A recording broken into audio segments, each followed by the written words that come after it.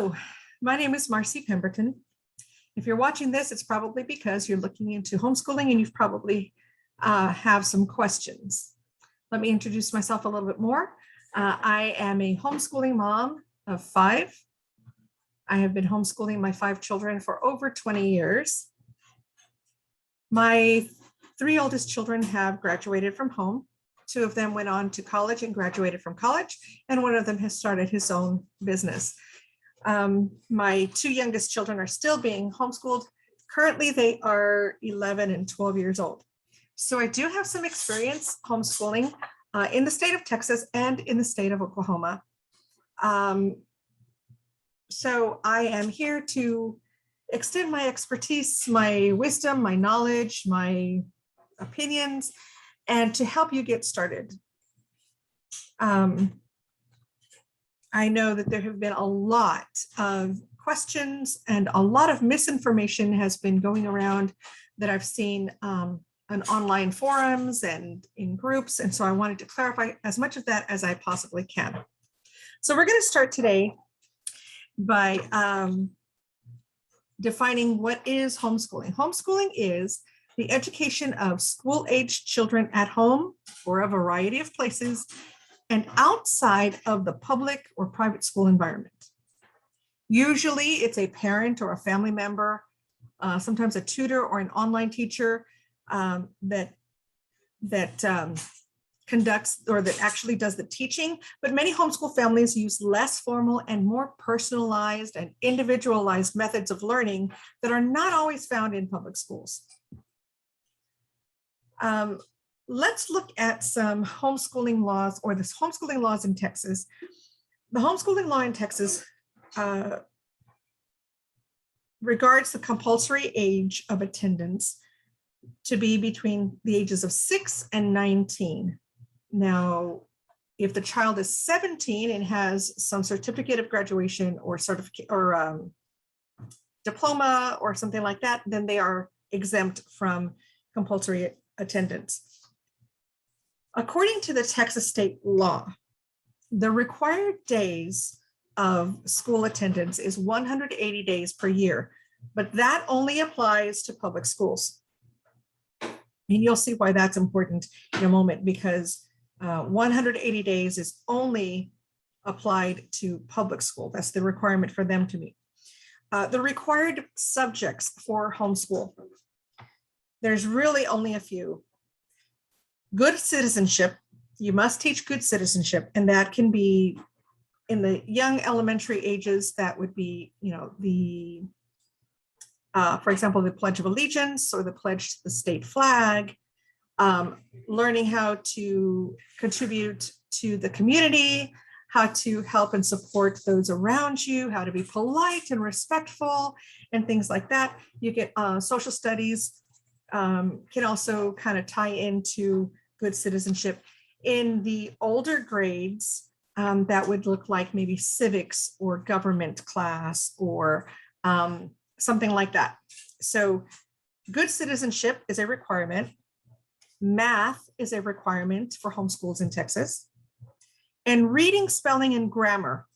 Now, these are often combined into one subject by most curriculum, but most curricula, it is reading, spelling, and grammar. So you have good citizenship, math, reading, spelling, and grammar. But like I said, those last 3 are usually rolled up into one subject when you're teaching. In the state of Texas, homeschools legally operate as private schools. That means that the requirements and the statutes and the standards that are applied to public school do not apply to you as a homeschool. Listen to that again. The statutes, the requirements, the standards that apply to a public school do not apply to homeschools. Homeschooling, according to Texas state law, must be conducted in a bona fide manner, that is, in good faith. It cannot be a sham. You cannot just say you're homeschooling and then not really homeschool. You must be using a written curriculum or a visual curriculum. That is, you could use books, workbooks, written materials, electronic screens and monitors, videos, pretty much anything, as long as you're using some kind of bona fide or in good faith, some kind of visual or written curriculum, even if everything's verbal and you end up you have your student write things out or type things out, that is permissible. No other requirements apply. So according to Texas state law, no other requirements apply to homeschools. Okay, just the required subjects: good citizenship, math, reading, spelling, and grammar, and must be conducted in a bona fide manner using a visual or written curriculum. So no other requirements are necessary. According to Texas state law, homeschools do not have to initiate contact with a school district. Homeschools do not need to submit to home visits. Homeschools do not have to have curriculum approved. And homeschool parents do not have to have any specific teacher certification or training. And homeschoolers do not need to employ standardized testing. Those requirements may apply for public schools, but they do not apply to homeschools according to Texas state law.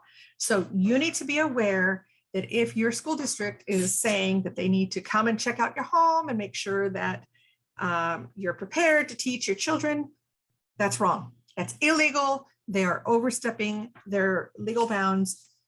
They do not have the authority to do that or to say that to you. So how do you get started?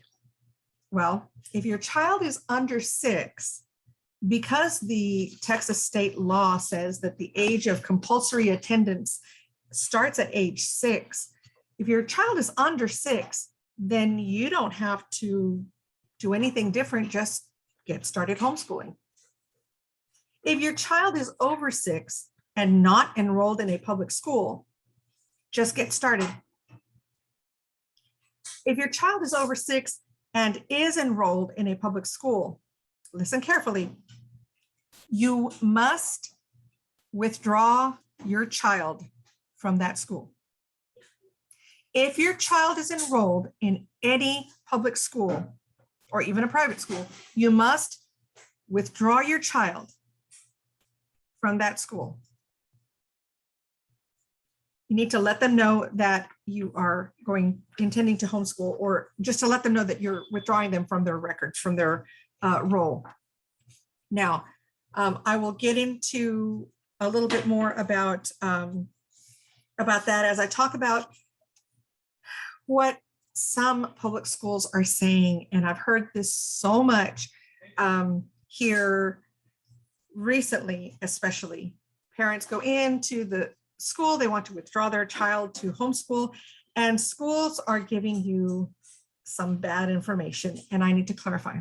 So if your school says that you don't need to withdraw your child, or I don't need to withdraw my child until classes start, because some schools are saying that you don't need to withdraw your child until classes start. That's not true. If they say that you need to sign their withdrawal forms, it's a lie. It's not true. I'll explain in a moment.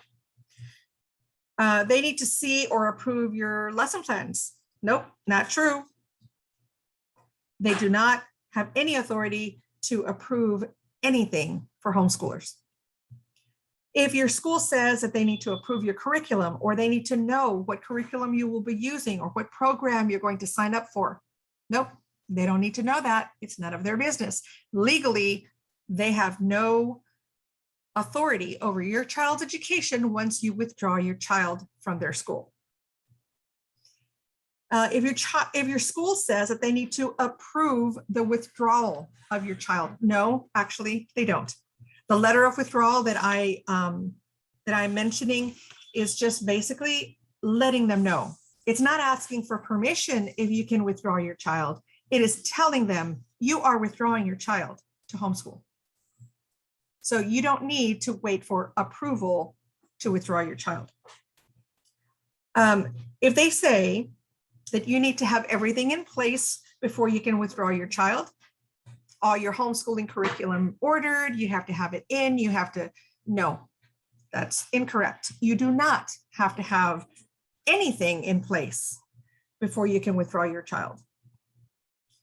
If they say they will call the CPS or a judge if your child isn't in public school, no, they cannot.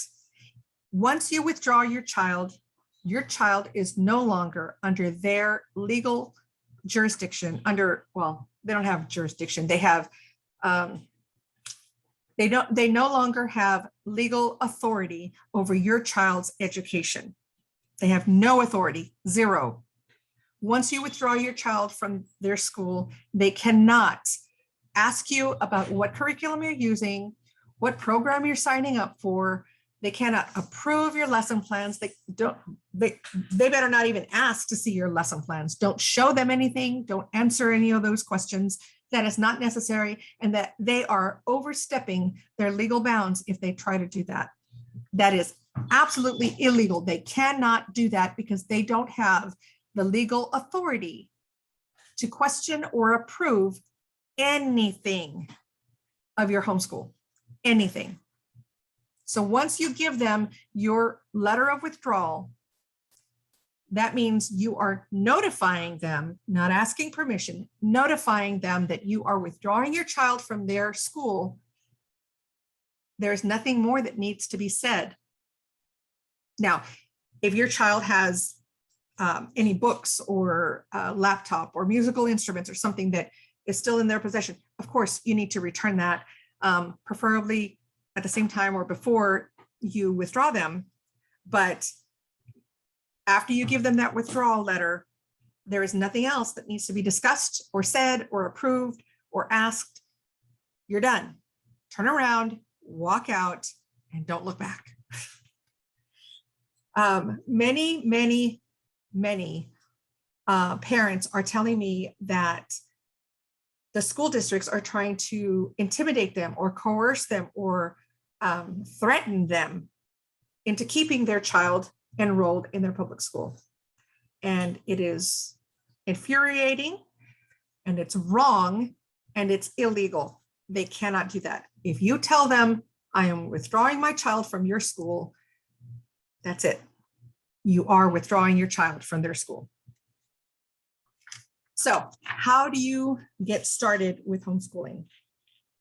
I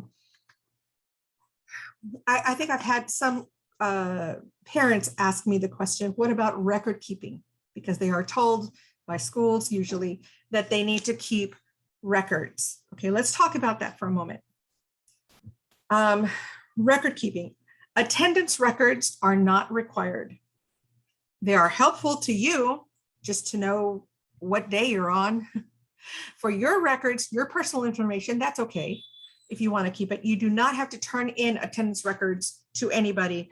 You don't have to turn it into the state. You don't have to turn it into the school district, nothing. Attendance, if you're homeschooling, is only for your information. So it's helpful, but not required. Some parents like to keep a portfolio. That is an example of your students' work. That is often very helpful, especially if you want to show your extended family, show grandma and grandpa what the kids have studied or done this year in homeschool. That's very helpful, but you do not need to keep it so that you can turn it into anybody, because no one has any legal authority over your child's education once you withdraw them from school, once you are homeschooling. So you can keep it as an example of your child's work. You can keep it as a keepsake, but a portfolio is not absolutely necessary. A list of curriculum used. Now, this can be very helpful to you to know what's next, or to keep track of what level you're on or what subjects you've done. It might be also helpful for you to note what works and what doesn't, what curriculum you like or you don't like, or what you like or don't like about it. So a list of curriculum used is helpful, but not necessary. Again, And you certainly don't have to turn that into anybody. That is your business, your record keeping. List of books read. I personally have found this helpful, especially since I have certain goals for my kids. I want them to read certain books or be exposed to certain writers or thinkers by a certain age or before they graduate from my homeschool. But a list of books read, this is very helpful to see your child's progress, to keep track of what they've read, or to make sure that they've read all that you consider important for them to read. If you want them to read Dante's Inferno before they graduate, then by all means, put that on the list and make sure that they read it. But you do not have to turn in a list of books read to anyone.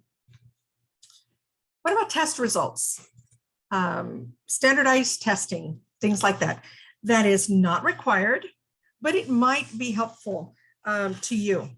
I know that when I first started homeschooling over 20 years ago, the first year, at the end of the first year, I did standardized testing with my kids. At that time, there were only 3 of them. And I had them do the standardized testing. And then the second year that we homeschooled, I had them tested again. This was by choice, not by compulsion. This was just something I wanted to do because I wanted to see how far they were or how much they had improved. I saw such an improvement between the first year and the second year that I haven't tested since, and I've never looked back. We don't test. The only time I do any kind of testing with my kids is the ACT or the SAT that they need to take before they get into college, because most colleges require that.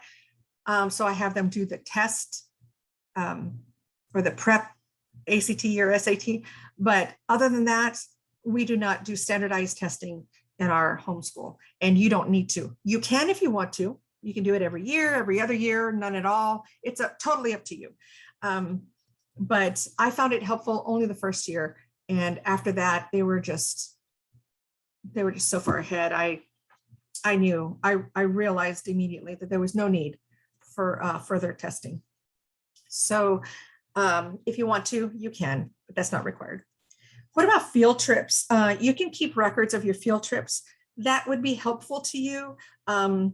Some parents, some homeschooling parents like to have their kids take pictures and maybe even write a report after the field trip to show what they learned or what they experienced. So that's a good idea. But again, that's not something that you have to turn into anyone else.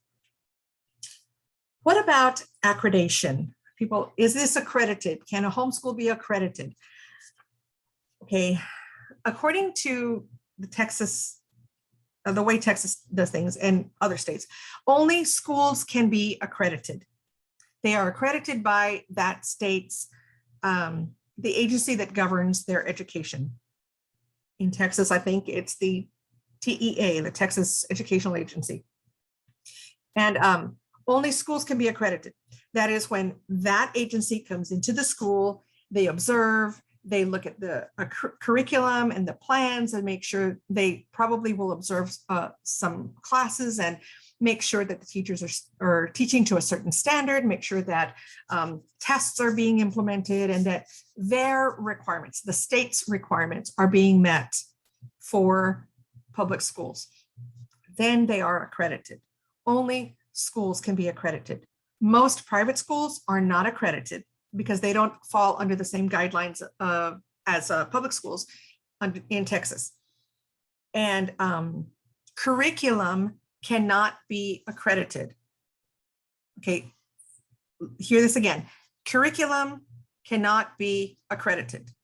Schools that use the curriculum can be accredited, but the curriculum itself cannot be accredited. So if you're looking for accredited curriculum, you're not going to find it. Even if they claim that it's accredited, it's not. It is not, because in the state of Texas, only schools can be accredited, and that is by being observed and making sure that they meet all the standards and requirements that the state imposes on public schools to be accredited, to be approved. Okay, so Homeschooling is not accredited. Private schools are not accredited. Curriculum is not accredited. It is not necessary, and it is not needed for you, for your child to be learning. Okay, and so accredited. It does not need to be. Another question that I see a lot, or I hear a lot, is how much does it cost? How much does homeschooling cost? That's a very subjective question. Excuse me, because it depends. You can homeschool for free, and you can spend thousands upon thousands of dollars every year on homeschooling. So, and there's everywhere in between. So how much does it cost? It really just depends. There are ways to homeschool for free by using your public library, using books. You might have a shelf full of books at home, living books, things that like books that are narrated, books that are just told, they unfold and they just tell a story, whether it's history or fiction, but these books can be used for homeschooling. In fact, a lot of homeschoolers prefer to use living books rather than textbooks. Textbooks are not considered living books. They're not real books. I mean, they're books, right? They're books, but as you probably know, textbooks have all the information kind of filtered and diluted and kind of squished into these little segments and introduced mostly as facts, whether subjective or objective, but they're facts. They're kind of all scattered with little bits of information, but it doesn't really flow. So if you read an autobiography of, say, George Washington, well, that would be a living book because he's telling you about himself, and it just goes on. It flows from one topic or subject to another. That is not a textbook. See, so textbooks tend to be more individualized, proprietary, pertaining to only a certain topic or subject, and the facts or information is just broken down into bits, and it's not really, it doesn't really flow. But a living book or a real book is what you usually find in a library, the kind of books that you could just read through, smoothly. Those are free books. I mean, living books, and those are often free from your library, or sometimes you can borrow or get curriculum donated to you. Some online programs might be free, not all of them, probably not most of them, but you can homeschool for free or little cost. You can homeschool with very minimal cost if you use curriculum, or again, you borrow some curriculum. You can go to used bookstores. A lot of homeschoolers like half-priced books or discounted bookstores because you can get a lot of books for a really minimal price. So I know we have often perused the shelves of the half-price bookstores because it's very helpful to find some used, what we use as curriculum, not necessarily textbooks, but we use all sorts of books. If you want to spend a little bit more, you can buy curriculum directly from the publishers or curriculum warehouses. There's a lot of those available if you just do a search for homeschool curriculum, and you'll find a bunch. Some online programs do cost more. I know there have been several programs that have been mentioned. I will say this, if you're using K-12, that is not a homeschool curriculum, that is a public school curriculum online. So be aware that is not homeschooling. But if you want to go online and use an online program or purchase curriculum directly from the publishers, that might cost a little bit more. You could go like premium and just hire individual specialized tutors for each of your subjects, for each of your students, children, and purchase brand new curriculum and use state-of-the-art recording programs, online software, whatever. You don't need to do that though.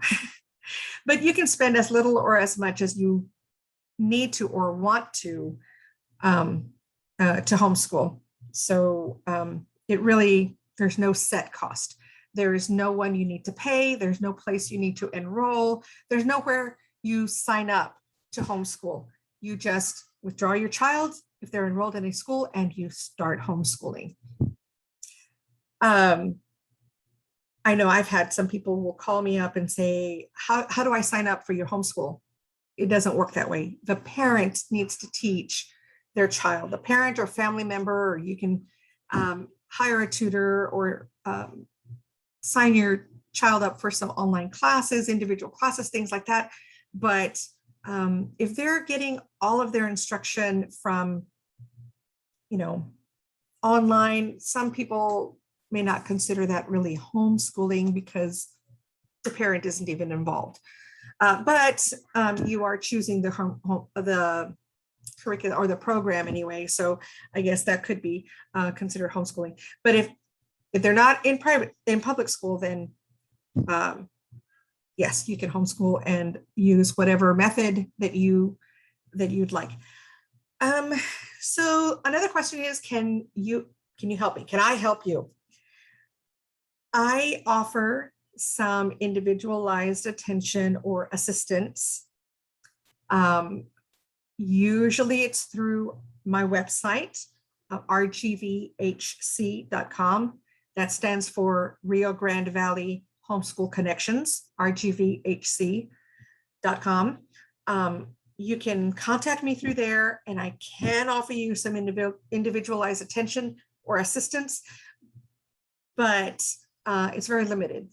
I can spend a little bit of time with you, but we're starting school here. I'm looking at my calendar, starting school here very soon. So I will not have a lot of time, but I can help some. So if you contact me through there, I can. I also, I teach online classes and I open those up to homeschoolers, to other homeschoolers. So if you have a student who needs some of the classes that I teach, you can find out more information on my website, rgvhc.com, and look at the classes that are currently being offered. And if it's still available, if there's still space available, then you can register your students for my classes. I do offer sibling discounts. So if you have more than one child enrolled in any of my classes, I do offer a discount. I offer a discount for returning students. So all of my students who come back, and they usually do, they get a discount from me. If they take more than one class from me in the same school year, then they also get a discount. So I do offer discounts for my online classes. So take a look at my website, rgvhc.com. You can contact me through there. You can look at the classes that I offer online.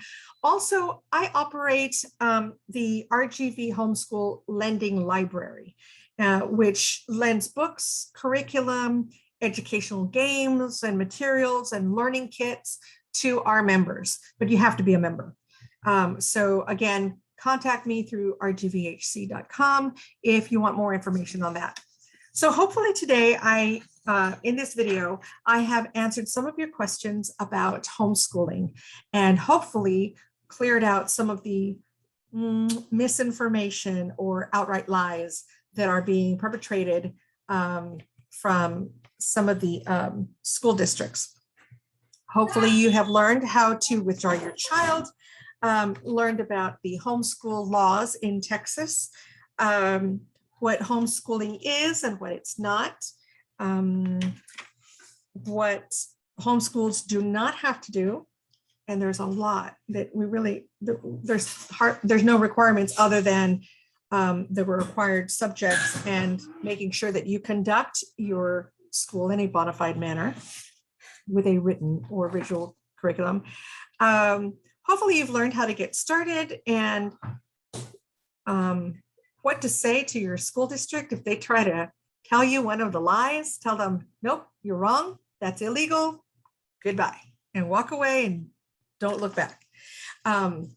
So hopefully I've also answered your questions about accreditation and what that means and how much homeschooling can cost for you. And if you do need to contact me, please go to rgvhc.com and you can peruse my website. There's still some work being done on it, but there's a lot of information there. You can take a look and contact me through there if you have any more questions. Thank you for watching this video. I hope it helped. God bless you and shalom.